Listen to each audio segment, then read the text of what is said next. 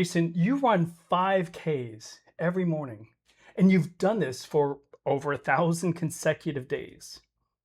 Now, most people can't keep a New Year's resolution for a week. How do you pull that off? It's as simple as just putting one foot in front of the other, quite literally. However, the key to that is just making sure you do it every day. And I think I originally started out just as a challenge from a friend. He's like, I'm going to run a 5K every day for 365 days. And I said, yeah, I could do that. And I just made a decision. And I didn't know what it was going to turn into, but I got to 365 days and I was like, I feel really good. Like this has helped my health. It's helped me show up every day for myself. And I overcame some challenges. I think in that first year, I flew to Fiji, right? So that was a little bit of a challenge because like I had to run a 5K at the LAX airport, you know? And so I was like, okay. And then when I got there, I had to run a 5K, you know? And you weren't trying to get to an airplane. Right, exactly. Yeah. So I was like, okay. So there was a few challenges I had to How overcome. did you do it? Well, In an airport. you just figure, well, nobody really thinks anything about running, In an when airport. people think, oh, he's just supposed to be late for his plane. Oh, that's funny. So you just run around the airport and nobody knows. So, I mean, you find ways of just getting it done, and you get creative. Uh-huh. And, I've ran in all sorts of weather conditions, in blizzards and hurricanes and thunderstorms and all sorts of crazy things, right? So those aren't my favorite times, but that's a thing that I think people don't realize. Like people think I love running. No, I still hate running to this day. I don't love running, but that means I win because that means I mentally overcame something and I was in control of the body. The body was not in control of me. Hmm. That allowed me to just get one step. So every day that I overcome that, especially days where I'm sick or I have shin splints or I have, an injury or something, those are the days where you have to really step up. And then, if you're going through, you never know what the day is going to bring, right? Maybe Hmm. your kids are going through something or you're going through something or you have loss or tragedy or, some type of pain. We're all going to go through pain. Maintaining that discipline through those emotional ups and downs, that is where you really start to understand yourself more. So I think that's a key is just, it's a slow way of discipline because discipline is chipped away one moment at a time. You get to choose right now in this moment if you're going to have discipline or not. That's cool. That answer it? It does. Yeah. And I can't say I thought about that. When I think of somebody going out for a 5K, Mm-hmm. especially where we live, it's sunny. Mm-hmm. You put on a pair of shorts and you run outside. Right? Blizzards, Mm-hmm. tropical storms, that's a completely different animal. Well, so here we have tropical storms, but I travel all over the world. So, Right. and I'm originally from Kansas. When I first started that challenge, I was in Kansas. And so I was running and I think we had a blizzard in March or something, and I think I started March 1st. And so we had a blizzard and I was like, it's like -18, blowing snow. And I'm like, "Ugh, I committed to this thing, but I really don't feel like it. And I was like, but I know Adam's going to do it. So I had to do it because he was Right. doing it with me at that time. Okay. And then he ended up stopping about 700 days and I just kept going. So it was one of those things where originally we were just going to do the 365, but then he got to day 366. And I'm like, I see what you're doing there. And so I was like, okay, I'm going to go to 500. And I just kind of set that in my mind. Well, then I saw he got to 500. He did 501. I'm like, okay, I'm going to do 700. And then I just kept going. And so now we're almost to 1200 days. Wow. Um, and I'm like, okay, I think I'll do 1500. But people think that's a small jump. That's almost another year. Right? You think about it, it's like that's almost another year of your life that you're committing to running a 5K every day. Hmm. And so at some point I may switch it to like riding bikes or something, but then I have to carry a bike around or something. So I don't know what I'm going to do, but at some point I know that running is not good for you every day forever. So I will find something that's going to be a daily discipline that I do. When you start riding a bike through LAX, I want that video. Okay. That's there going to you be go. cool to see. That would be. Little miniature bike, you pull it out, Mhm. the trick bikes. That'll be fun. That'd be fun. And Yeah. just to watch you riding it would be fun. There you go. That's awesome. Does the quiet time, the solitude, use that to reflect, to pray? What do you do with that time? I have disciplined myself in that area actually. So not every day. I would love to say I do it every day, but most days, I would say at least 80% of the time, I definitely am always taking that time to meditate. I do now take daily time to at least have 15 minutes of just sitting and either doing like Tony Robbins priming or a quick meditation, or just sitting in, I think in our busy lives, people forget that there's power in silence. There's power in taking in the stillness. There's a difference between silence and stillness. Hmm. People never get to stillness because they're not sitting in silence long enough, right? And the power is in the stillness because you disconnect from all the things that are happening in your life. And you start to recognize that you are not the body, you have a body. You are not the emotions, you have emotions. You're not the thoughts, you're not even the mind. The mind is just a subtle instrument of the soul. Hmm. And I learned that from Master Ko. But then the more I've disciplined myself, I've really started to recognize that when you experience it within your senses and you start to recognize that experientially, that's when it becomes real. How long did it take for you to pick up on that? Well, 40 years almost. Okay. It wasn't something that was natural for me because I was raised in a Christian household where it was kind of like meditation is looked at as woo woo and a little bit, maybe, which they just called it prayer. Right? It was the same thing as prayer, but they were like, you have to be praying to someone. And it's like, you can just sit and experience that you are one with everything and you're one with God and you're one with all, and once you do that, like you have a little divine spark in you, but you're also a very small part of that, right? And you start to recognize that you are not, you are very powerful because you are part of something extremely powerful, but you're the little bitty divine spark, right? And that little divine spark is enough for you to become a powerful manifesting generator of anything you want to build in life. Tell me about your relationship with Master Ko. So Master Co, I met him through Tony Robbins, Hmm. and Tony Robbins was a big catalyst for me. I changed my community and basically my thought patterns on a lot of things. And through that, I made a lot of changes on the 3D level, let's say the physical level, and some of the thoughts and some of my emotions. I was doing it through force. And then I had a personal tragedy that kind of drove me to kind of knocked me on the spiritual path. And through that, I met Master Co. I had seen him on stage with Tony, and he was like just doing a meditation on twin hearts. And I was like, well, that was really nice. Like I should probably do something with him someday. And then I was at Unleash the Power Within, a Tony Robbins event in Dallas, and he mentioned his spiritual teacher, Master Choa Koksui, and it just flashed in my mind. And I thought, where have I heard that name before? And it reminded me, I actually had a book that fell off a bookshelf at a bookstore, a used bookstore in Oklahoma. It was in Elk City, Oklahoma. There was a used book store that we just happened to be going in, and this book literally goes boop and falls off, and I pick it up, and it's Pranic Healing, and I'm like, I wonder what this is. This looks kind of cool, and I bought the book. It was like $1, right? I bought the book. I go through it. I didn't quite understand it, but it was like, okay, I used it on my kids a little bit, and I was like, this is cool. So then coming back to the event, he puts a slide up talking about his teacher. I'm like, who is that? Oh, is that book? What? There's too many coincidences here. Like, I've got to meet this guy. I got to figure this out. So then when I went through that tragedy, I ended up having a force where I was like, it became a must, right? So a lot of times you get inundated with different opportunities, right? And so that's great. But especially in Tony Robbins, you're getting inundated with all these people trying to sell you other personal development stuff and all these other things, right? That are kind of just part of that community. But Master Code never was a hard sell. He was just like inviting you, like you should, come check it out. And I had an experience at in Sun Valley where one of his students, Shondan, he did a healing on me, and he pulled out a bunch of just negative emotion stuff. I was like, man, why am I crying right now? And it was like, really impactful for me. And so that was my first experience at that level of pranic healing. And then when I called Master Co, he goes, hey, I'd be happy to do healing on you, but I have something called Healer's Mastery that's coming up. It's in like 2 weeks. I was like, I'll be there. Done. I'll be there.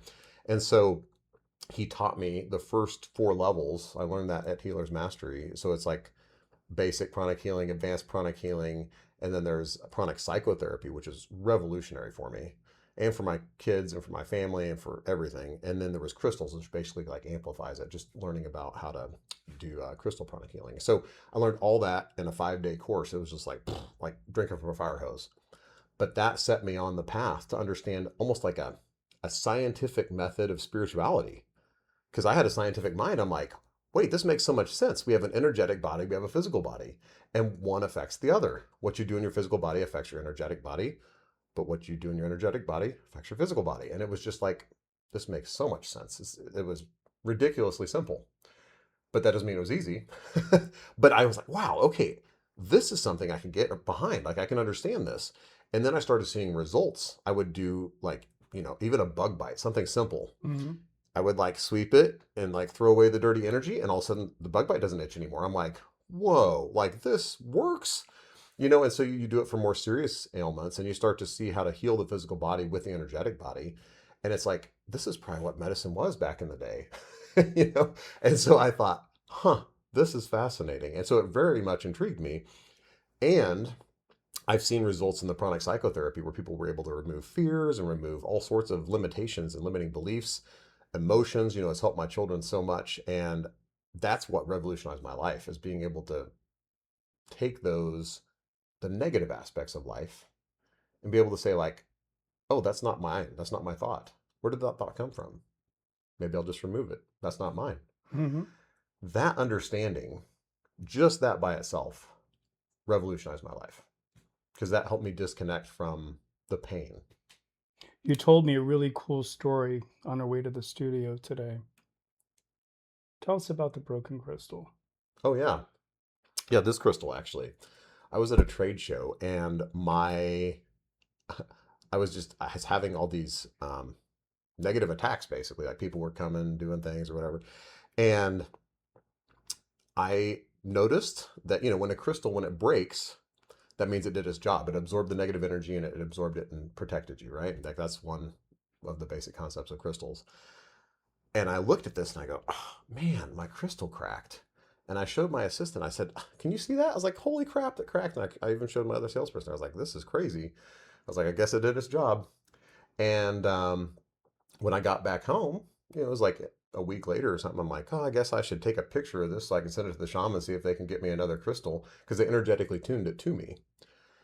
And I held it up to the light and I took a picture and I go, what happened? The crack is gone. I said, I called my assistant. I said, hey, you saw this was cracked, right? I'm just making sure I'm not crazy. And she goes, definitely it was cracked. And I said, that doesn't happen. But I believe in everyday miracles now. And so I think, sometimes things just trick our minds. And, we don't know what reality is sometimes. We really are living in the matrix Hmm. sometimes. Folks, if you had any similar experience to this, please comment. We want to hear about them. Let's talk about discipline. Is it a skill set, character trait, both? What is discipline to you? So discipline is a daily choice, right? It becomes part of your character, but you condition it. So you're conditioning it through daily practice. And so discipline starts with one choice and is backed up by another choice and backed up by another choice. And as you stack those, you build it into an identity. And that identity is part of your discipline, because then it becomes, this is who I am. And you become a disciplined person, not at the beginning, but as it goes through the process. You go, oh, you wake up one day and go, oh, I guess I am disciplined. I had a funny comment. I was in like a WhatsApp group with one of these people. It was like a 75 hard group. And somebody mentioned me, and they're like, oh, my health nut friend, Jason Shipley. And I was like, health nut friend? And I was like, yeah, I accept that. Right. I was like, I never thought of myself as a health nut, but I like that. That Hmm. sounds great. Like I'll be that. I like that identity. I choose that. But it was until somebody else saw that in me that I even noticed it. Right. I didn't recognize that I am doing, I work out every day. I am eating healthy. I'm like, I transform my body, not because I wanted to. I mean, of course, you want some level of physical, fitness for yourself. You like what you see in the mirror, but it was more of like overcoming things in my life. Like I had to do something hard, right? I think people shy away from doing stuff that's hard, but that's what builds you. That's what builds you, especially in the masculine. I think either masculine or feminine, but in the masculine, you have to do hard things, because if you don't do hard things, it's almost like your self worth goes down. I would agree with that wholeheartedly. When somebody tells you they're not disciplined, what are they saying to you? What does that mean? It just means they're younger on the journey. I don't judge anyone, because that was me. I was not disciplined, right? And people think that it's just in some ways they overcomplicate it, in some ways they oversimplify it. It's literally just a decision away. But that decision, that means you have to let go of those limiting beliefs that are holding you back. You have to maybe create a new identity. Sometimes it takes all your willpower to break into that new version of yourself. Sometimes it's just a matter of, how do I break out of this in a physical way? Like, you got to change your physical state. You got to change your identity. You got to change, maybe you got to jump in the pool, or maybe you got to slap yourself across the face. Everybody has something different that Mhm. they'll help to maybe not trigger them, but will help them to break out of a pattern. So you got to break that pattern. Does it require a shock to the system? Doesn't require it, but sometimes it depends on your personality, Okay. right? So some personalities, yes, definitely. And it depends on your human needs. Tony talks about the 6 human needs. So some people have a need for significance. Some people have a need for variety. Whatever your need is, there's an infinite number of ways to meet those needs. Finding a healthy way to meet those needs is the key. So I think for some people, if they have a need for significance, maybe it's, like somebody's smoking, let's say, they have a problem with smoking. You don't come at them and be like, hey, you should quit smoking. They'll be like, screw you. However, if you talk about somebody they respect, you're like, hey, John, Bob? He said he thinks people who smoke are a bunch of pussies. He's going to be like, I'm not, because he has a need for significance. Right.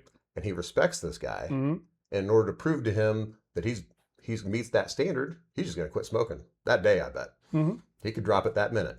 So when you have the level of pain raises above the level of discipline, those are two things, like you got pain and discipline. Pain and pleasure, I guess, really is the two sliding scales there. You either have to get the pleasure above the pain point, or you have to get the pain above the point of not overcoming whatever that is. And then when you get to that point, there will be a change.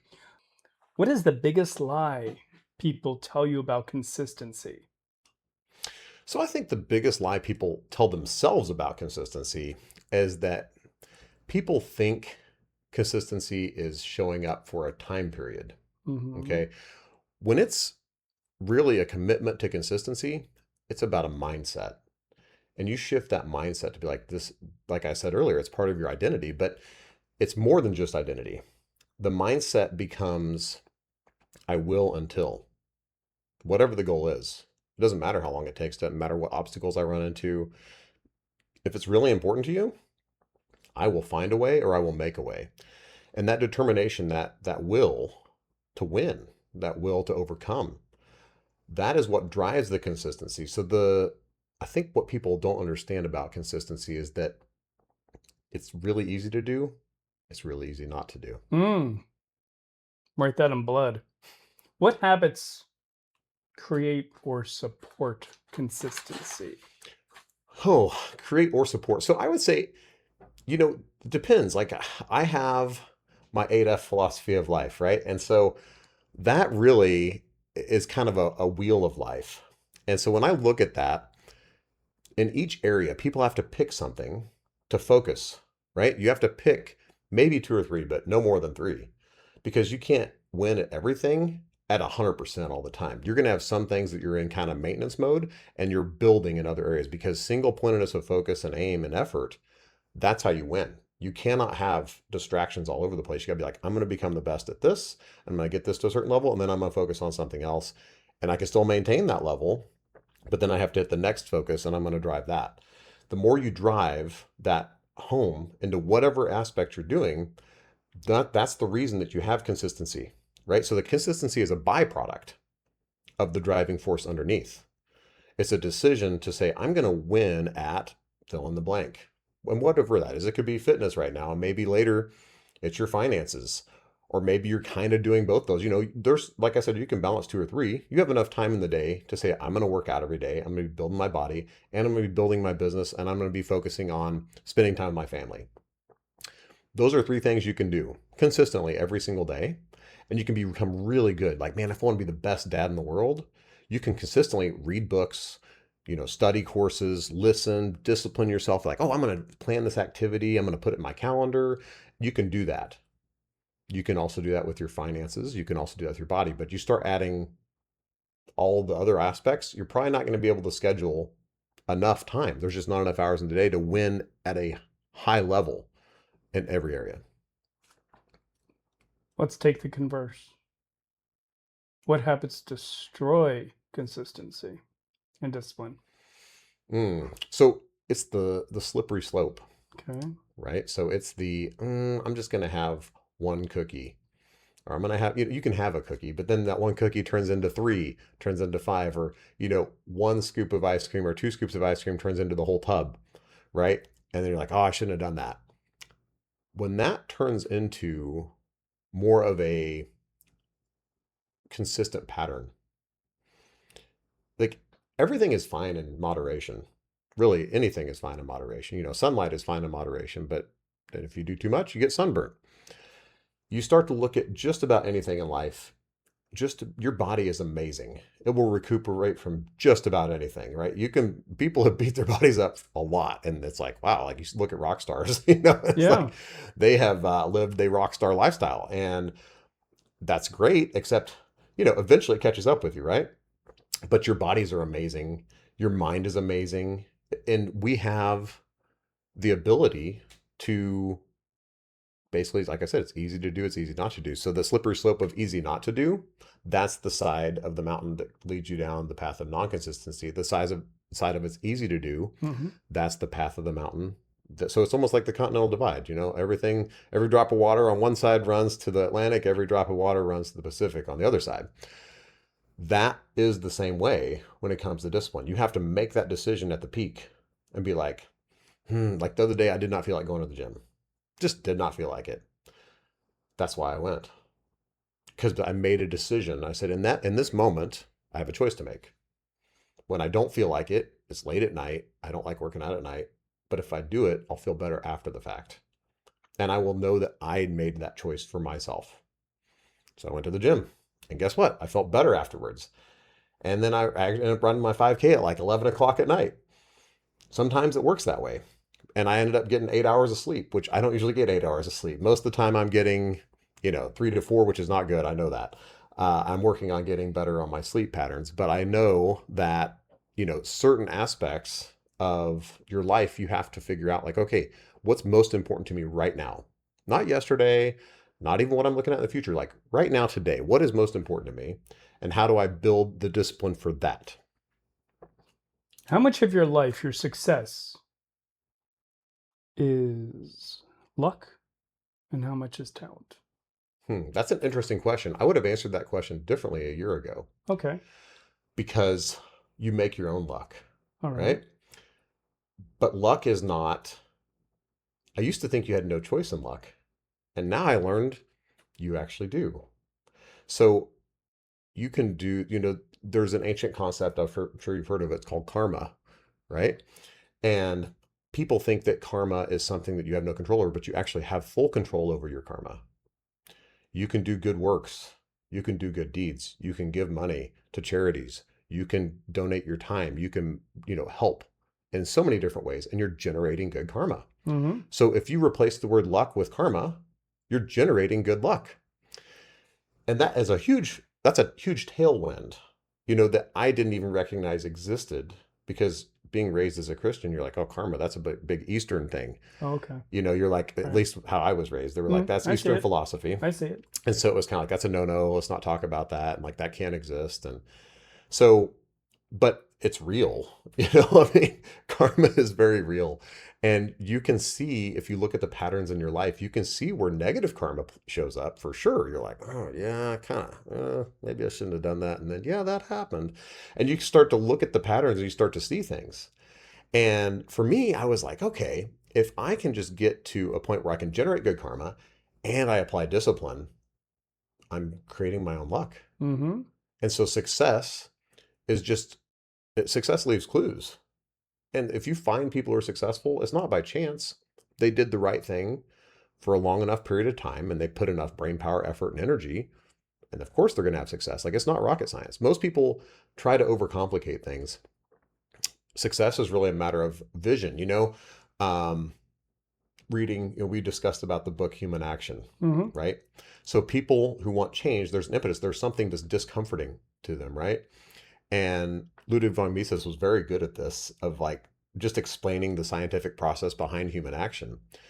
But when people want change, they're thinking about like, okay, what do I want in the future? And then they're really creating a plan to get there, right?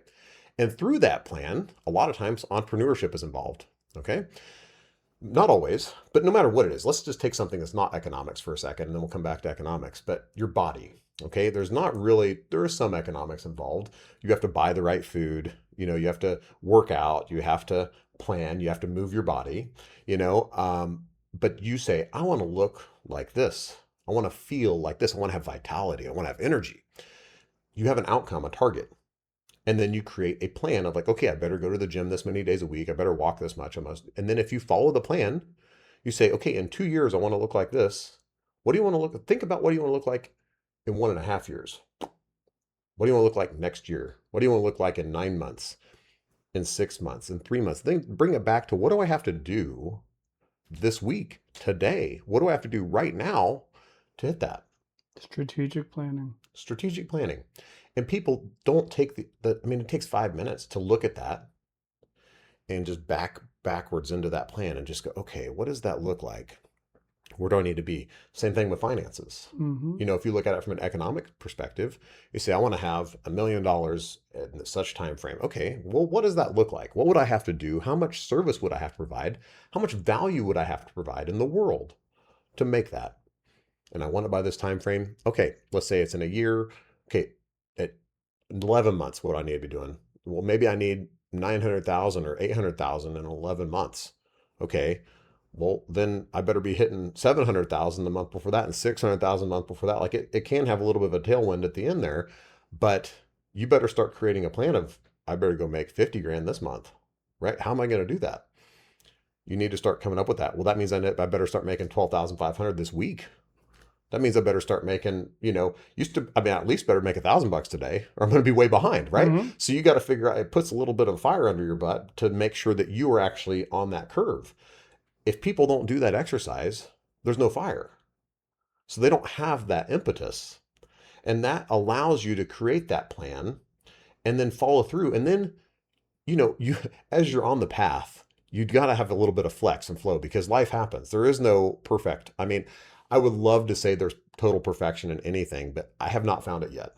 There's always something that is going to rock your boat or, be awry a little bit. So building in that flexibility to where like, okay, I have this perfect plan. I better build in a little bit of leeway along the way just because you got to have grace with yourself. And then going to the 8 F's, building in the other factors, I guess, of, hey, I need to schedule some time for some fun. I need to schedule some time to make sure that I'm hitting all my goals or I'm not going to be fulfilled. I'll get to the end and I'll be like, that was great. I got all this money and nobody to enjoy it with. So there's a lot of factors there. When we talk about karma in the Judeo Christian canon, Hmm. karma is often perceived as judgment without the judge. Mm. Hmm. But if you simply put intelligent design behind it, Yeah, you have a resolution. right. So there were, for what I've studied, there are lords of karma, right? They are part of the hierarchy and they are keeping a tally all the time, constantly.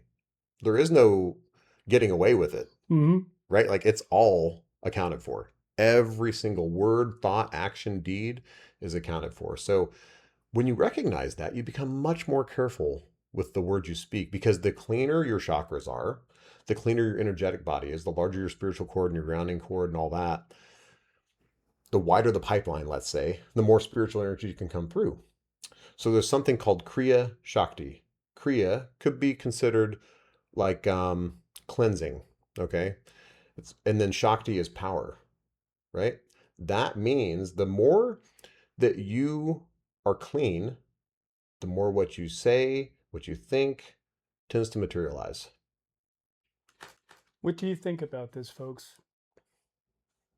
He's given us a lot of information on his belief. Please give us some comments. We're looking for your feedback. Jason, your 8 F's. Why did you build your philosophy around them?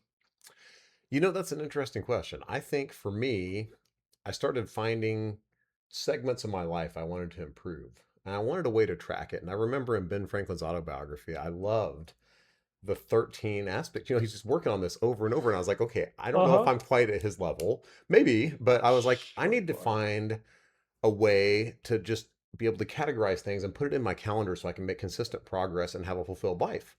And so for me, I was like, okay, what's the foundation? I was like, okay, faith, obviously, like everybody says that, but I'm like, man, it's really made an impact in my life. Like I need to make sure that I'm consistent in my spiritual practice and in giving back and like all these things. Like, okay, that's good. So that was a foundation. Then there was family. I'm like, I love my family, but with me, with my dad growing up, he worked so much.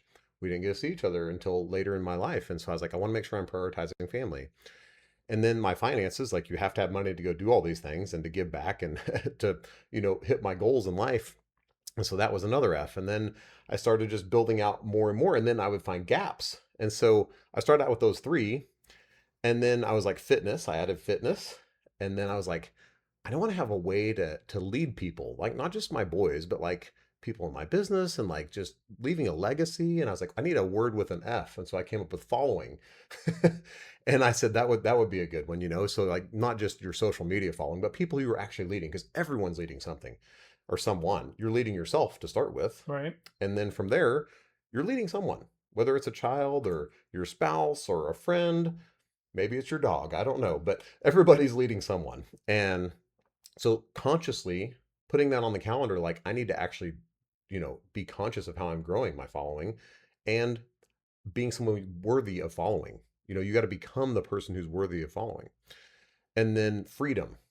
Freedom is different for everybody, but freedom to me encompasses so much, not just economic freedom. Define it. So for me, it's not economic freedom is definitely part of it, right? The freedom to make choices. That comes somewhat from finances, but that also comes from mental clarity, right? Mmm. That comes from having a sound mind and a well-read, well-studied mind. Okay. And then, freedom is also where you live in the world potentially. There's, socioeconomic freedom, there is political freedom, there is there's probably an endless list in this, right? But those are the main ones, I guess I would say, is, political freedom to where you can actually, that's what founded our country, right? People who wanted political freedom. If you see our country now, you'd be like, eh.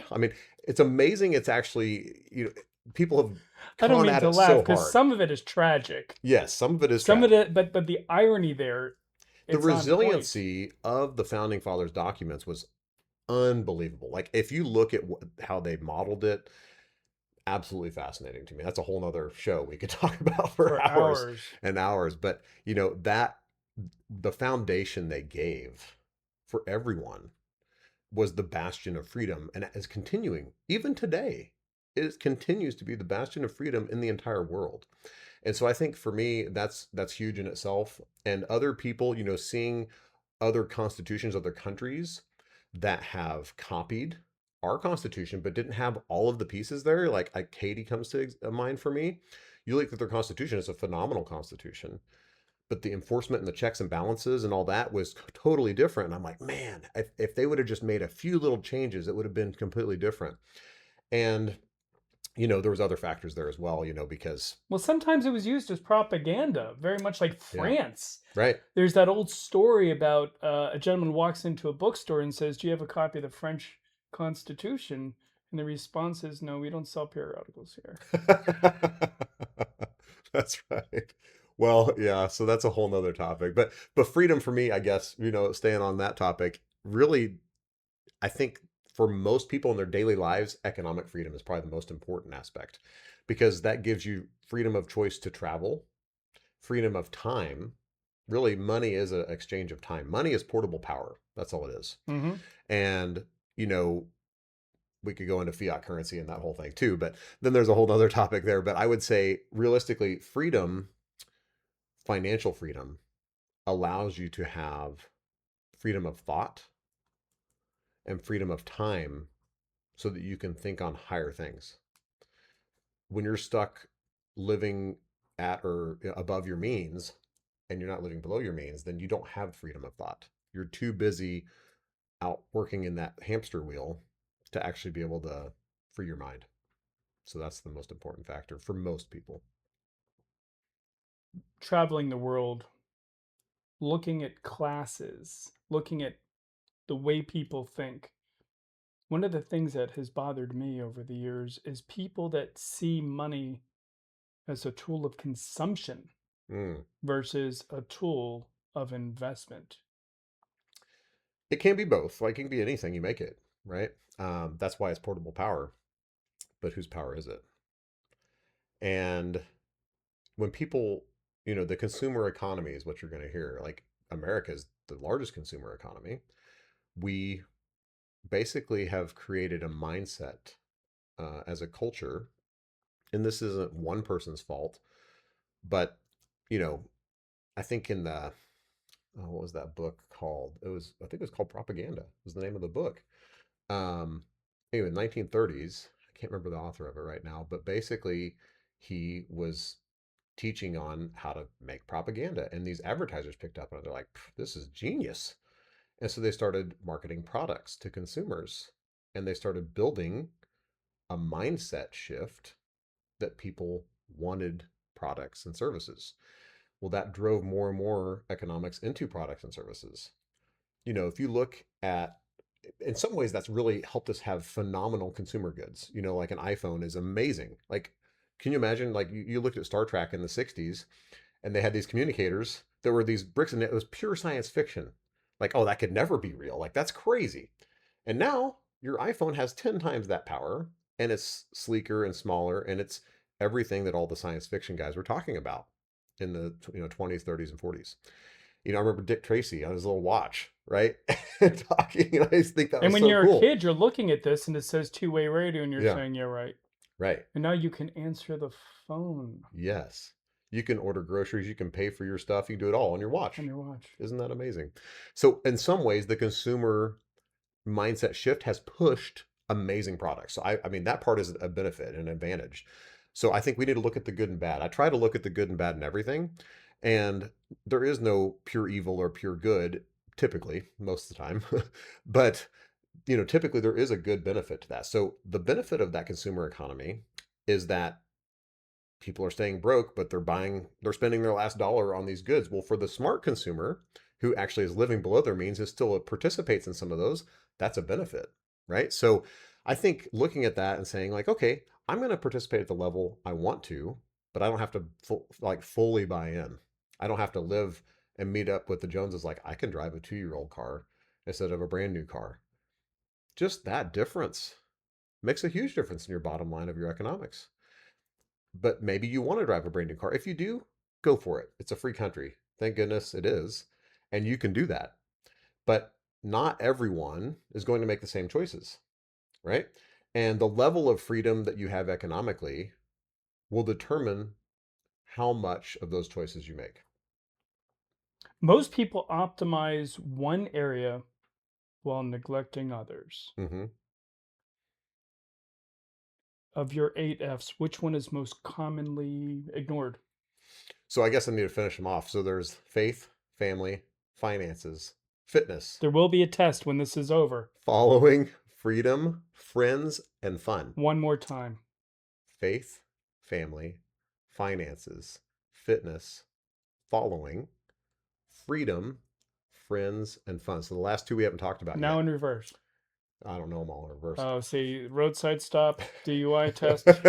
Now you know how to hit them. There you go. There you go. Go on. So those last two I haven't talked about, and that answers your exact question. Go on. So friends and fun are the things that people take for granted. They're like, oh, you either have them or you don't. But that's not true. Right. You can schedule time with your friends. You can intentionally make friends who you want to become like. They say your 5 closest friends, you're gonna average their incomes, you're gonna average their mindsets. Like that's who you're becoming. So be very careful about your 5 closest friends. And I found that group has changed over time in my circle because I advanced so far so fast that sometimes it scares people. I guess I don't know, but you know, I'm not the same person I was 10 years ago, I'm right? just wondering what people watching this podcast are thinking to themselves Hmm. if they were your former friends. You can be my friend. I'm still your friend, but are you my closest friend? I don't know. The thing is, I often think of that, right? Like, as you do these podcasts, you're kind of putting your life out there, Sure. and so people they are like, there's some people are going to judge, some people are going to, throw stones or whatever, and that's okay. Like that's fine. I don't mind. I'm an open book. Like, you can talk to me about anything, but realistically, I wish everyone well. I want everyone to succeed, but sometimes you're on a different path than I am. It's like, hey, we were in really tight for a while. I mean, very few people I think understand or don't understand that because your high school friends, very rarely are you still friends with. Maybe you have one, maybe two, but most of the time you move on, you make new friends, and you find new associations whenever you move to a new level in life. So if you move to a new neighborhood, let's say as an example, now hopefully it was an upgrade from your last neighborhood, right? I know for me, I've moved many times, and every time it's like, oh, I love this neighborhood. This is great. These people, it's interesting to see what all your neighbors do for a living. Like, and now half my neighbors are retired. I'm like, oh, okay, this is interesting. Like, Florida's different than Kansas, so I'm like, okay, like they've already made all their money, but it's funny to see how life changes and people change and you change, and so creating new friendships constantly I think is something that people don't do intentionally. At least many people don't do it intentionally because I'm always looking for new, better relationships because that's going to be naturally where I'm headed. So I may as well find some people who are going on the journey with me. So if I'm looking ahead of where I'm at, we're going to be friends for a longer period of time, right? Because if I'm talking to people who are at my level, I'm going to move to a new level and then we have nothing in common anymore. That's not healthy for either of us. And not that I won't still be their friend, but it's like I'll see you once every 6 months, maybe, or something, Mm. not every weekend, you know? So there's nothing wrong with that. And I think people sometimes maybe take offense or like, oh, how come I'm not their friend anymore? We're not the same people. I'm growing, I'm changing, I'm learning, I'm adapting. I am on a journey. And I could tell them that from day one, but most people don't believe me. I don't know why. But I tell them, I'm like, hey, I would love for you to go on this journey with me. Let's do it together. Let's climb Mount Everest. But not everybody's ready to climb Mount Everest. Some people are okay at base camp. Hmm. They're like, Hmm. man, I'll see you when you come back down. You're like, great. I love you. Hug. I'm off. That's fine. So I think friendship is one thing. And then fun.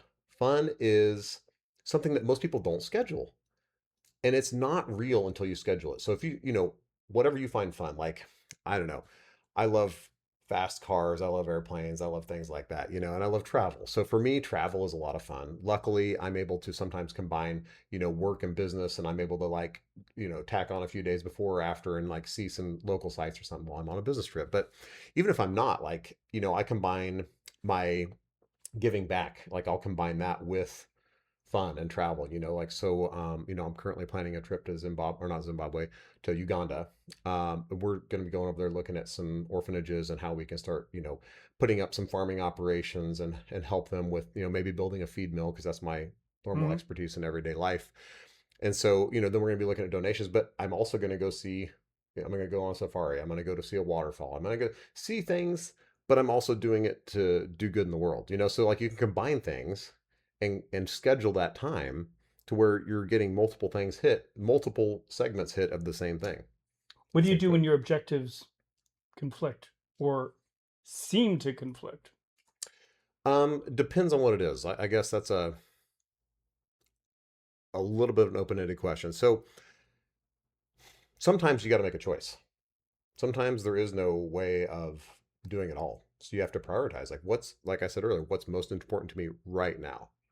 Because in the past, you don't know what is going to be uh, you don't know what's going to happen tomorrow. So when now you're in tomorrow. Today is tomorrow from yesterday. Does that make sense? Yes. So you were making all these plans and things change. Priorities shift. When they shift, you don't look at the past. You don't look at the future. You go, what's important to me right now? And you make a priority list based on that and you make that choice. What does success look like if wealth is taken out of the equation?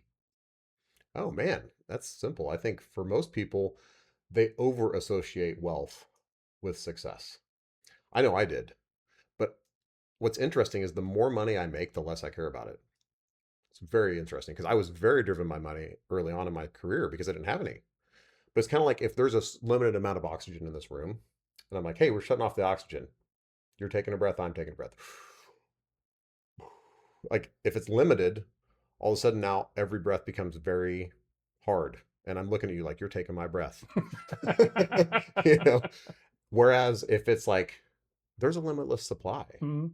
and there's always more, and the trees are generating more oxygen, and everything's going to be fine.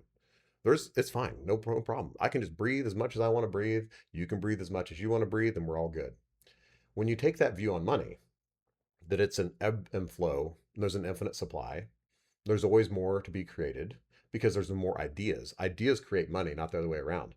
Ideas and strategic thinking, that's what Mhm. creates that finance, because value is something that uh, is something that the market decides, right?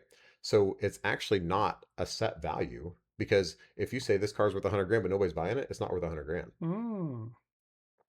So you look at it that way. And then we say, so anyway, going back to the original question, success is the love of your children.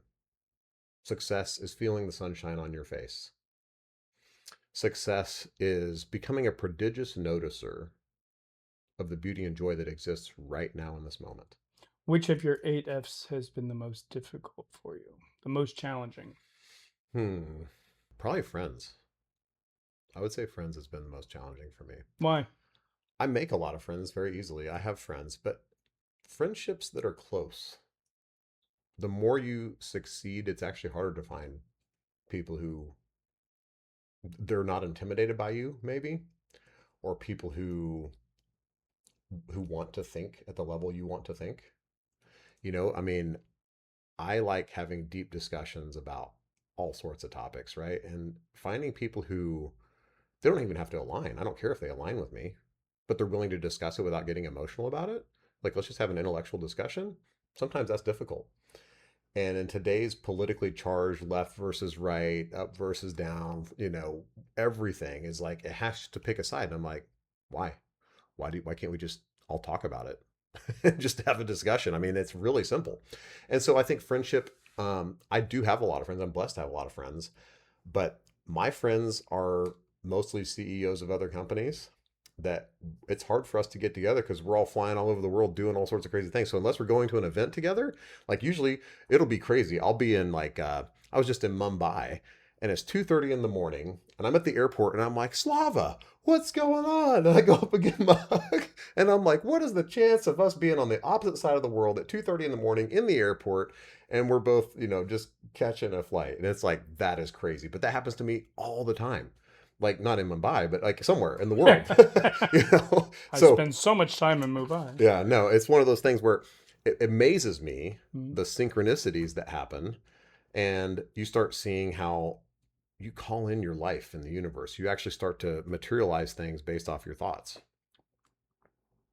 One concept you want everybody walking away with concerning your 8Fs. hmm What is it? I think people always try to figure out how to live a balanced life. And I think that's a misnomer. There is no real balance in life. There's integration. So, like work life balance, that's BS. I don't believe in work life balance. I believe in work life integration. So, I bring my kids on the journey with me. And then guess what? I'm leading them. So, I'm getting the following. I'm probably going to have some fun because I'm teaching them. I'm teaching them about finances. I'm teaching them about work ethic. I'm teaching them about all the other pieces while I'm bringing them to work, right? So they're seeing me do deals, they're interacting, and the best way to learn is modeling. Like, hey, watch me. Just watch what dad's doing. And then when you get in a bind, if you ever wonder, like, man, what am I going to do? Just think, what would dad do? Okay. Like, I want to live that level where I am at the level where they can just look at me and go, what would dad do? And they can feel comfortable in that choice, right? Like, I have disciplined myself and my life so much that I can become that example for my children to where they can just look at me and I am that vision of success, not financially, but emotionally, mentally, physically. They see it every day, and I want to live that example for them. Let's talk briefly about your desire to help create 1,000 millionaires. Yeah. That was a goal that I set when I think I was 19. And I said, I listened to Zig Ziglar, and he said, if you, this little Southern Texas accent, if you help enough other people get what they want, you'll get what you want. And I was like, I don't want to be a billionaire. I just set that arbitrarily. I didn't even know how much a billion is. And I said, well, surely if I help give away $1 billion, if I create 1,000 millionaires, I will have basically created $1 billion worth of value. Of course, I'll have to have $1 billion, right? And I still think that's true. I've only created about five so far, and that feels good, but it's a long ways from 1,000. And so it's one of those things like, okay, it keeps me on a bigger mission, a bigger vision. And I think having a big, hairy, audacious goal is good for you, right? Hmm. I've been inspired by Tony Robbins. He started out with, two meals. He used to give away meals at Thanksgiving, and it grew to like 100,000 meals, and then 1 million meals, and then now he's getting ready to do 100 billion meals as his next goal. 100 billion meals. I mean, there's 8 billion people on the planet. So how many meals is he giving away? Like, he is truly going after that. And I was like, that's kind of the level of impact I want to have. And I figure Master Code taught me this too. He said, good people with money will change the world. If you can help create 1,000 millionaires, and you're coaching and mentoring and you're being an example, and they're good people, money's an amplifier. Good people do good things with money. Bad people do bad things with money. It didn't change the person. It changed the ability of that person to make an impact. And so, not that even $1 million is that much money, but nowadays it's an arbitrary goal maybe. But if I can do that, a lot of those people will be 10 million millionaires or decamillionaires or whatever. Um, so if I have a few decamillionaires and centimillionaires in there, they can make a huge impact in the world. So I figure we'll see when we get to 1,000, and then maybe I'll reset it for more. With your travels, what is your view on those countries or the residents of those countries' view of wealth and success? Is it similar to ours? Do they have completely different views? I think people are very much the same Okay. most places you go. Politics is a little bit of a facade a lot of times. Sometimes it's very real. I mean, obviously, it causes problems more than I think it solves.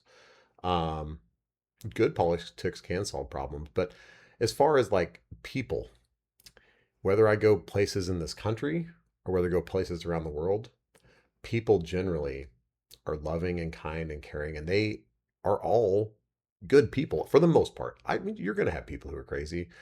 There's a small percentage of that everywhere. And you're going to Mm. have people who are so aligned with one side, they cannot see anything else. But that's their own limiting beliefs. And I think, you know, understanding to disconnect from the emotions, I see them, and I guess I would say I pity them, but I have compassion for them because I'm like, man, that could be me.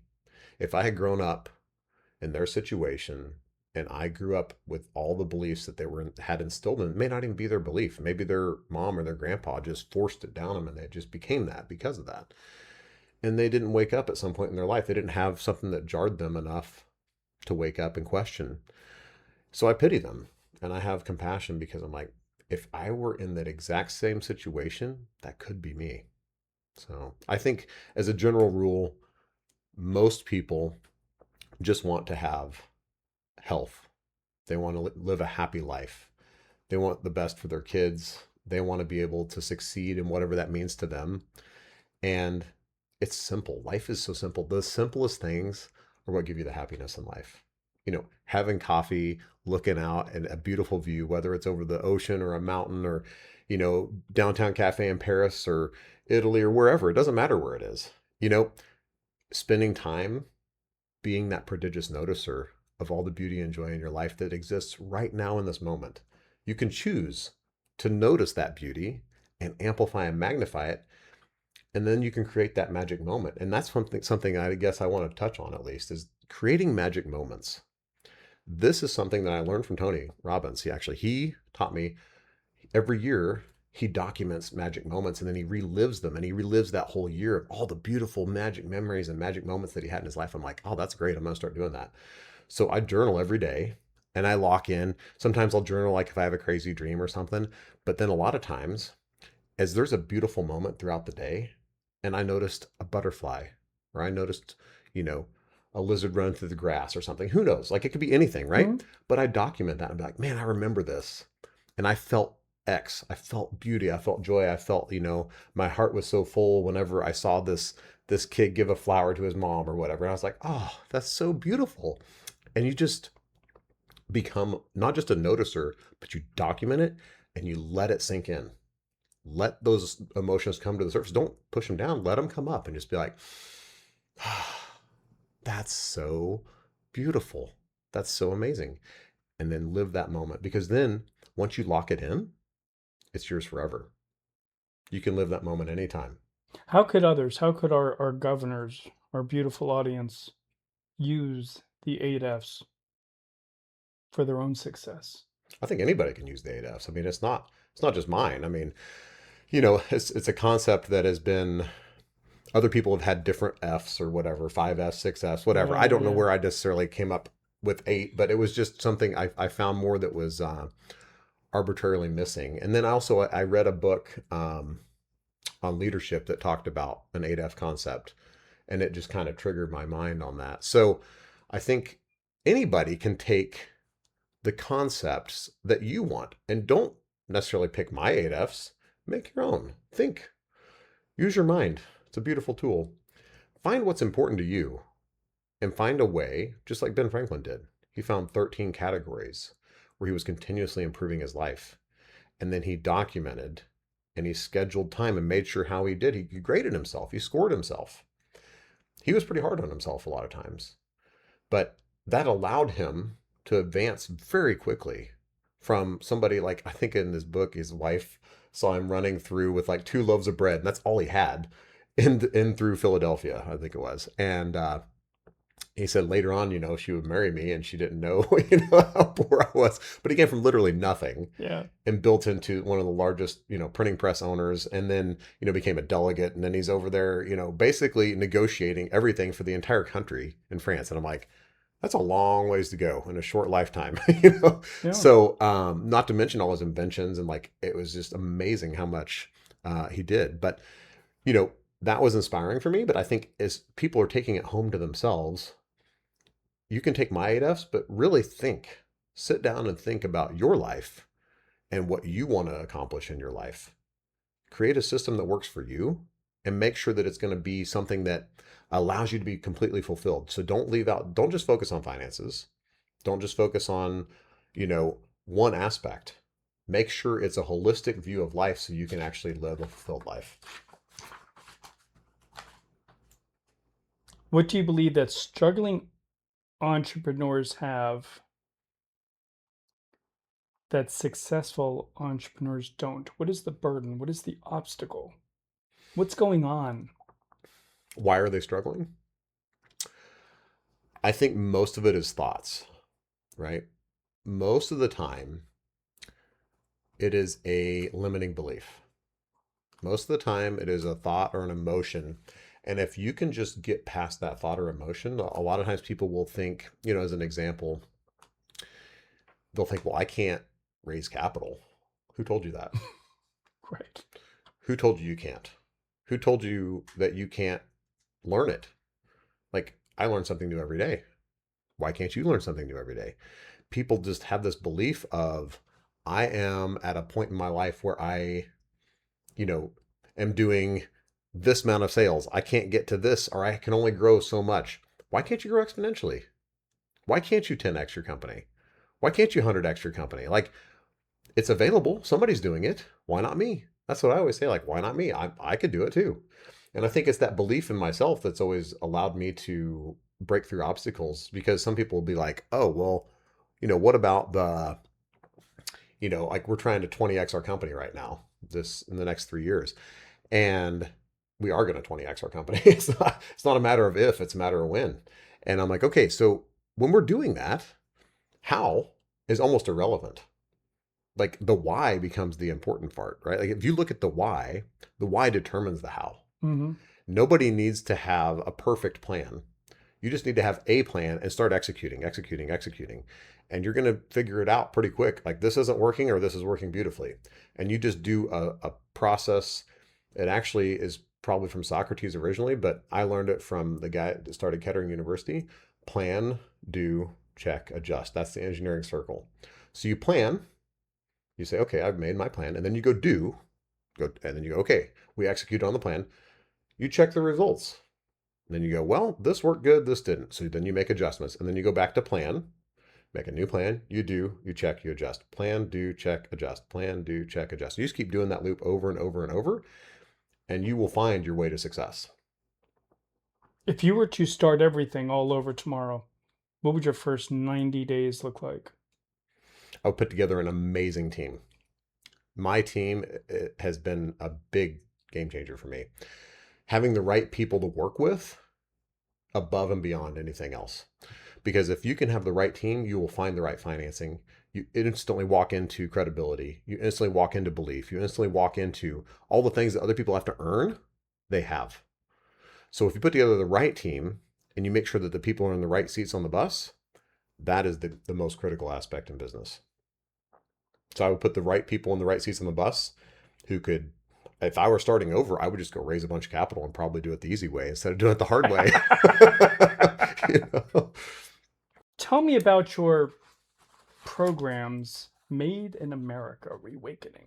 Yeah, so I started that because when I was explaining my job, people are like, what do you do? And I'm like, oh, here we go. I got to go into this big old long spiel because it's really hard to explain all the concept of everything we do. Because, It is. It's yeah, difficult to frankly follow it even when you're watching it in real time. yeah. So we basically design and build process equipment for production facilities, but it could be anything from ethanol to, biomass where you're making wood pellets, or it could be feed ingredients or actual feed mills, the entire feed mill to make animal feed, or it could be recycling. It's all kind of the same equipment, but it's in an application that's used differently. So I said, why don't I just make a little mini series explaining an equipment manufacturer, and then I'll showcase how that equipment is used in a process, because there are hundreds of pieces of equipment that go into a process to make it work, maybe thousands, just depending on what it is. So when you look at that, it's like I was like, it would be really cool to actually have a show on that. And I didn't really think anything of it. And then I just was like, well, we're just going to do it. So we just did it. And after the fact, my guy doing the editing is like, I'm going to put you on here as producer. I'm like, oh, oh, oh yeah, I guess I kind of did do that. Mm-hmm. I had no formal training. I didn't know anything, but I was like, oh yeah, I guess I did be like, no, I want this angle. I want this shot. I want this to look a certain way. No, we're going to like change this. And like, I guess I did actually produce this whole show. Huh. Okay. I'll take that. That sounds great. It was fun to watch. It really was Yeah. enjoyable to watch. I enjoyed it a lot. Good. We can find it on YouTube. Yeah. So, under Jason Shipley Official is one, or Midwest Custom Engineering is the other one. So at Midwest Custom Engineering, that's my main company, or at Jason Shipley Official. Is America really returning to manufacturing? I have seen it in the food processing for sure. Okay. So when the tariffs hit, I was kind of questioning, like, oh, is this a good idea or not? I didn't know what Trump had in mind and all that. And at first, everybody's upset, right? Like, everybody's pissed about it. And I'm like, okay. Then I started to see how, oh, hey, we're going to start putting up a new robotics factory because there's a 30% tariff coming in on these things and nobody can afford these robots anymore. And I'm like, ah, so we are bringing American manufacturing back. Adjust. Mm-hmm. Mm-hmm. Exactly. So that was part of the adjust. And so then I started seeing how, oh, we're bringing more bearings, to manufacture here in America. And we're bringing more, like, as far as components that we're getting, more and more are becoming made in America, or at least assembled in America. Mm-hmm. And so, because there's some stuff that you just can't gear up for, like we outsourced everything to China. And it's like, to bring it back is going to be almost impossible. There's other things that are very possible, like chip manufacturing. I think that's going to be a big one. You know, I think where people are seeing things in manufacturing is in tech manufacturing. So when people think of manufacturing, there's a very broad range. It goes Sure. everything from heavy machinery to high tech. So when you look at tech, like Taiwan Semiconductor is putting up new plants. You start seeing how everybody is starting to put plants in America. That's a big, big difference. COVID hit. and it hit hard. Did we learn our lesson that you just can't turn off the economy and then flip a switch and expect it to turn back on? I don't think anybody in government learned the lesson, maybe a couple. But um, yeah, I think people learned the lesson. You know, I think people learned lessons of supply and demand. You know, the toilet paper shortage, I think, proved to everybody about supply and demand. There You was a know, lot of a demand. lot of demand, and the supply never changed, and actually the demand never changed. But all of a sudden, one little change in behavior, Yeah. then it starts to change the entire production facilities, right? Hmm. So it changes everything in the economy. Behavior drives the economy, and people forget that sometimes. And I think that was a big driver in COVID, that you saw behavior actually does drive the economy. I agree completely. What is it that people don't understand about supply chains? Sticking with that theme. That's a lot. Most people think that, my milk just shows up in the store Right. or my food just shows up. They have no clue. And that's part of the reason I made the Made in America Reawakened, because I want to showcase all the pieces. People don't realize how much a role, let's say steam, okay? How much of a role does steam play in you getting your hat and getting that shirt and getting this table? Everything, almost everything has steam somewhere in the process. And people, they just forget about it. They don't even think about it. Every bit of corn that's in a product probably was gelatinized through a steam cooker of some type, right? So corn is a huge thing. It's in almost everything you eat. Not everything, but a lot. Mm-hmm. Huge. And people don't think of, they think of the corn, they think of the grain bin, they think of, okay, it went on a truck somewhere. That's about the end of it. No, no. There's about 1,000 other pieces of the process that people have no clue. And that corn can be turned into a variety of products, from ethanol to plastics to whatever. So there's a wide variety of manufacturing. The supply chain people don't understand how intricate our supply chain is, and one little piece missing and all of a sudden it can fall apart. So it's a very well-oiled machine, and it's actually very resilient. I mean, I would say it is very resilient because we have a multiple suppliers. As long as there's not interference, it's very resilient. And by interference, are we referring to? Government interference, mostly, or monopolies. I mean, there's Well, there there's is. acts of God. I mean, there's Yeah, there's there are. various different types, but government interference is a big deal. So I think, if you look at, and as a general rule, laissez-faire economics is probably the most sound economics. The Austrian School of Economics is probably Hang on where a second. Do you hear the rattling? Well, I mean, I hope, That's Berkeley. Did you hear Berkeley? They just erupted. okay. Well, I when I visited UC Berkeley, I was amazed at the thought processes of some people there. It's And amazing. I need to ask. Just it's I don't know how some people survive in the world, is all I'll say. Like, And considering who it's named after, when you think of a great thinker, yeah, he very was much. brilliant man. Yeah. He'd probably be rolling over in his grave. I'm telling you. But the thing is, I'm not here to bash anybody. I applaud free thinking. I want people to question. I want everybody to question, but look at the actual results and then make a decision for yourself. Right. Don't just take in and regurgitate information because you were told that by your professor or by a friend or by your parents. Think. Just think. Look. And why are you at the protest? Be ready to answer that question. Yeah, and even, I mean, that's a whole other thing. It's like, how many people had to die for you to be able to Isn't be that at the this truth? protest? Isn't that the You truth? know, and would you be willing to die for your beliefs? I don't know. So there's a whole nother deep dive on that we could do. You're a fan of the Federalist Papers. Yeah. Yeah. What do the notion of factions tell you? Well, I mean, I think taking a step back, like looking at basically these three guys arguing in letters, Yeah. because thank God they didn't have cell phones back then, right? Because they had to document and write it down and mail it and wait for a response, Mhm. and that actually drove more of a need for the US mail system, right? And so that was the communication. The reason that America was so good was because of our communication speed, right? Absolutely. And we could out communicate the enemy, at that time Britain. And we knew before they knew. Well, now the same thing is happening today. Not trying to get off topic, but you think about it. our data centers, AI, all that, like we're driving that. And, thank goodness we're actually building power plants and we're doing all this infrastructure so we can actually be ahead. While our friends in Europe are saying, oh, we're going to switch to solar. And you're like, well, good luck with that. Yeah. So it's not that it's bad. It's just like, well, you guys are going to be behind. That's your choice. It's totally your choice. And so, the Federalist Papers, I think looking at how they were thinking and actually processing what their world was like at that time and how deeply they were thinking and how much passion and care and heart they were putting into it. And they weren't even that old. I mean, these guys, it's not like they're 60.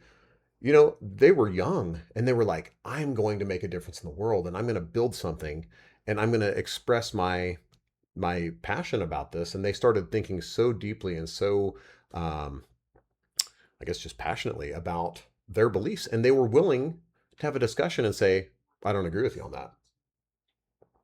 So it's okay to not agree with somebody. We could still have a discussion and still be friends. It's okay. Jason, at what point does being successful still, when is it not enough? I don't think it's ever enough Okay. from the beginning. I think it's important, I discipline myself to give back. I used to not believe in tithing. I used to believe in I'll give you $5, but I wasn't going to give you 10%, right? But then I learned from Master Co, actually, the spiritual reasoning behind it, right? Like I was told to tithe when I was young, right? But it was like, oh, that's a nice thing to do. Like, well, God will bless you. I'm like, okay, I'm sure. Yeah. Right. But then when I started understanding the scientific discipline of it and the reasoning behind it, I started actually applying it. When I did, I started seeing results. And when you start seeing results, you go, oh, okay, this works. And so when I started to really understand about karma and giving back, I started to see, I started to think about how could I make an impact? What could I do that would be good, in the world? And so we started just finding places where we already had connections, like we would, be doing work at a rice mill and I would just talk to the CEO and be like, hey, do you guys think you could like chip in on some rice? We want to, we'll pay half, you pay half, and we'll ship a container. And we did. So we started shipping containers of rice to different places in the world. And then we started, just because then I'm like, I did it directly. Nobody's going to steal the money. Like I'm buying the rice and I'm shipping it to you. You're eating it. There is no middleman. Like, And you're eating it. So it's like, it's really straightforward, Yeah. So for me, I'm like, there's no need for, like, I did actually run it through a charity just so it could all be, documented that it was Right. charitable. But I paid for all the expenses on that. So because it's like that way I know 100% of my donation is going to where it's supposed to go and doing what it's supposed to do. And I feel like that is, a unique way I can give back because I'm already in that industry. There's other things that we're doing, like we're looking at, for me, um, sex trafficking is a big deal. That's a really big cause that we support. Being able to, help different people and different organizations that's a horrible industry. It's rampant in certain parts of the world. And, there are certain organizations that have had huge impact in being able to reduce up to 98% in certain areas. They've been able to really go in there and basically stop almost all trafficking in certain, trafficking ridden areas in the world. And so that's a big passion of mine. Orphanages is another passion. And then, battered women and homeless is also another big need that I see in the world. And so those are our main focuses. I mean, we'll look at others as well, but I think those are kind of near and dear to my heart. And so I think those are the main focuses we really work on right now. How do you differentiate between helping somebody and enabling them? Yeah, I saw this with my brother actually. Mm. I loved my brother, but my brother, he literally lived the rock star lifestyle. He was very much a wild child. And, he would like wreck a car and my parents would buy him another one. And he'd wreck a car, and my parents, and I was like, well, okay. Well, by the time he got through, and he was 6.5 years older than me. So I was just expecting I could like have a car for free, right? Well, by that time, I come up and I'm like getting ready to get my first car, and they're like, "Well, Jason, sorry, we spent all our money on Kent, so you're gonna have to probably end up buying your own car." I'm like, "What?" And so anyway, it was a shock to the system, but it was very good for me. Yeah. So I had to mow lawns, most summer, and I'd saved up, I think, 2 grand. And then my mom, she was a school teacher, and she had her principal that rolled in this 1966 Mustang. I'm like, man, that is beautiful. And he was going to sell it. I was like, oh man. And so I went up, I was like, I just worked up the courage. And I was like, hey, how much are you asking for that? And he goes, $4,500. I was like, man, I have 2 grand. There's no way he's coming down 2 grand. And so anyway, they ended up matching me. I talked them down to 4 grand, and they ended up paying for half. And so that was good for me though. That was really good. I'm grateful now. That's cool. But I got to see that pattern continue. That was just, an example, I guess. But I got to see that example of like, if we enable, what does that lead to? What is that road? What does that path lead to? And so I was always very cautious because, he pretty much he would go work and then he would not work, and he'd work and he'd not work, and he'd be dependent and then non-dependent. And I just saw that wishy-washiness, and it drove him nuts. He didn't even like it about himself. He hated that within himself. And I thought, that's not good. And so whenever I had an opportunity arise, I would be very cautious about how I am not enabling. I am giving them a hand up, not a handout. Nice. And, basically we look at charities that, they give away, like the primary charities I support are over 99% go out to the people. I mean, there's always some administrative costs, but they primarily work on volunteer basis, and they're very much a, pass-through organization. And I look at the full details. If I'm going to give it to an organization, I go and visit every facility of theirs, and I actually look like, okay, you're stocking the diapers here, you're giving them to these kids, you're doing, whatever they're doing.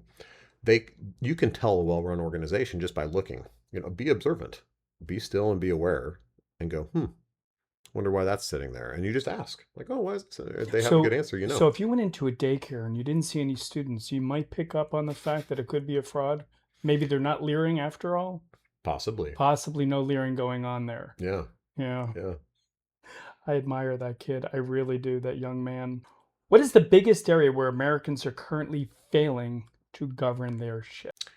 I think in their thoughts and emotions. I think most people are letting the thoughts and emotions run their life instead of being in charge. They don't realize that that thought is controlling them, and it's a loop that they just go back to. When if you just stop and you go, is this even my thought? Where did this thought come from? Maybe that's not even mine. Maybe I got it from my parents. Maybe I got it from a friend. I mean, they don't even stop to assess that. That's the first level, right? And then they let that take them down a path that allows them to not even be in control of their own thinking. So I think that's the number one thing. On top of that, that leads to others, right? So if you can't control yourself, you can't govern your household. If you can't govern your household, you can't govern anything else in your life. So if you can't run yourself, you can't run anything. Which really answers my next question about accountability. I mean, you wrapped it up very quickly, and I appreciate that. What in your own life required the most governance? Hmm. That depends on the phase of life, right? So first is your mind, and then I think it's understanding how to regulate your emotions, but I did that through my body. So when you go in and let's say you're lifting weights, when you lift a weight, it requires effort, requires exertion, especially if you're lifting, you're squatting or you're deadlifting or you're doing something that uses your whole body, and you're just like, man, I got to put all my focus and energy into this. And you're like, I'm going to lift this. And you just push and you just do it. Well, in that moment, for a brief moment, you were in control. And actually, when I say I am, it's not the body, it's not the thoughts, it's not the emotions, it's the higher soul that's in control of the mind, the emotion, the thoughts, the body. And you are commanding those things to work for you, and they're not in control. That was the very first step. When I recognized, I was like, oh, for that instant, the true self was in control. I said, you're going to do this, and you did. Same thought process is used to materialize anything in business, to bring forth your relationship with your family, to help bring anything into your life. It's that same thought process of being in control, when, as you say, governing your shit. You got to start with understanding that you are not your shit. It is a part of you, maybe, but it is not you. And you can change it. You can change your body, you can change your thoughts, you can change your emotions, but you have to have concerted effort and will. What we have here is Exhibit A on the notion that governors govern.